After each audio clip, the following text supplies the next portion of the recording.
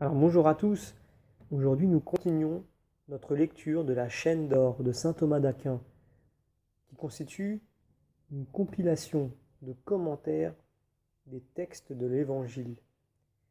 Alors nous en sommes rendus au deuxième verset du premier chapitre de l'Évangile selon saint Matthieu, où nous commençons par un commentaire de saint Augustin.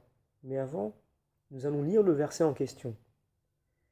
Abraham engendra Isaac, Isaac engendra Jacob, Jacob engendra Judas et ses frères. Donc nous avons un commentaire de saint Augustin, de l'Accord des Évangiles, livre 2, chapitre 1, qui dit ceci. Saint Matthieu, en commençant son évangile par la généalogie de Jésus-Christ, prouve par là qu'il a entrepris de nous raconter l'origine de Jésus-Christ selon la chair. Saint Luc, au contraire, qui se propose de nous le présenter surtout comme prêtre chargé d'expier nos péchés, nous raconte la généalogie de Jésus-Christ qu'après son baptême, alors que saint Jean lui rendit ce témoignage. Voici celui qui efface les péchés du monde. La suite des générations dans saint Matthieu nous représente notre Seigneur Jésus-Christ prenant sur lui nos péchés, et dans saint Luc, notre Seigneur effaçant ces mêmes péchés. Voir Luc chapitre 3, verset 23 qui dit ceci. Et Jésus avait alors 30 ans commencé, étant comme l'on croyait, fils de Joseph. C'est pour cela que saint Matthieu dresse cette généalogie en descendant, et saint Luc en remontant. Or, saint Matthieu qui raconte la génération de Jésus-Christ en commençant par ses premiers ancêtres, ouvre la série des générations par Abraham. Nous avons ensuite un commentaire de saint Ambroise lorsqu'il commente l'évangile selon saint Luc, qui dit ceci. En effet, Abraham fut le premier qui mérita que Dieu rendît témoignage à sa foi, parce qu'il crut à Dieu, et que sa foi lui fut imputée à justice. Voir notamment Genèse chapitre 15, verset 16, Romains chapitre 4, verset 6, Galates chapitre 3, verset 1, et Jacques chapitre 3, verset 23. Il avait aussi droit à nous être représenté comme la souche de la génération du Christ, parce que le premier encore, il reçut la promesse de l'établissement de l'Église par ces paroles. En toi seront bénies toutes les nations de la terre. David partage également cet honneur, que Jésus soit appelé son fils, et la prérogative de voir la généalogie du Sauveur commencer par son nom. Nous avons ensuite un commentaire de saint Augustin dans son ouvrage de la Cité de Dieu, livre 15, chapitre 15, qui dit ceci. L'évangéliste saint Matthieu, voulant graver dans la mémoire la génération de Jésus-Christ selon la chair par la série de ses aïeux, commence par Abraham et dit « Abraham engendra Isaac ». Pourquoi ne dit-il pas « Il engendra Ismaël qui fut l'aîné de ses fils ». Il ajoute « Isaac engendra Jacob ». Pourquoi n'a-t-il pas dit « Il engendra Ésaü qui fut son premier-né ». C'est que ni par Ismaël ni par Ésaü on ne pourrait descendre jusqu'à David. Dans la glose, nous lisons ceci. Cependant, les frères de Judas sont comptés avec lui dans la génération, parce qu'ils font partie du peuple de Dieu, tandis qu'Ismaël et Ésaü n'ont pas persévéré dans le culte d'un seul Dieu. Saint Jean Chrysostome commente également dans son 3e homélie sur l'évangile selon saint Matthieu, où il dit ceci. Ou bien il fait mention des 12 patriarches pour ôter tout prétexte à l'orgueil qui vient de la noblesse des aïeux. Car plusieurs d'entre eux eurent pour mère de simples servantes, mais tous furent également patriarches et chefs de tribus.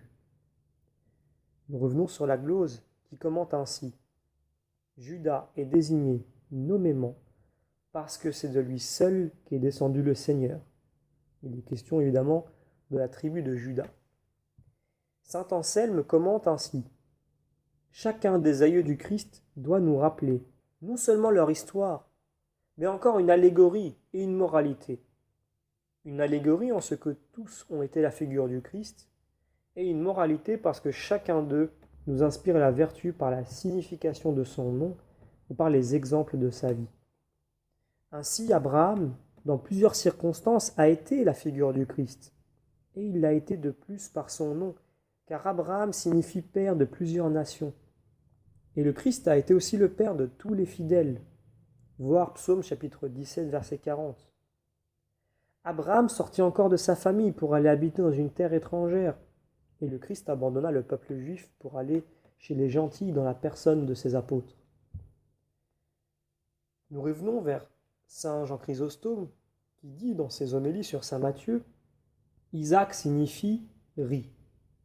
Or, le rire des saints n'est pas l'éclat insensé qui sort des lèvres, mais la joie modérée d'une âme raisonnable. En cela, il a été la figure du Christ. Car de même qu'Isaac fut donné à ses parents, dans leur extrême vieillesse, pour être leur joie, et leur apprendre qu'il n'était pas l'enfant de la nature mais de la grâce, ainsi Jésus-Christ naquit dans les derniers temps d'une mère juive, pour être la joie de tous.